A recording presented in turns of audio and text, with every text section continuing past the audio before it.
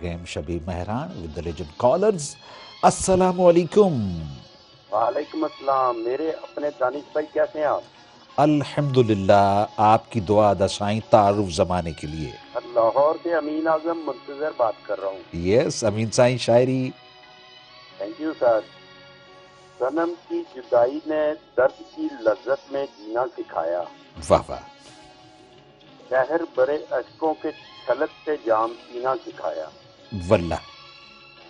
सुलगती यादों की दीमक खा गई तन बदन। हम्म, कोई तो बताए किन अशकों से बुझेगी दिल की जलन। वाह वाह। गुड। ओके नाजरीन, कुछ ऐसी ही बातें आपका दिल भराने के लिए संगीत के जरिए। एंजॉय।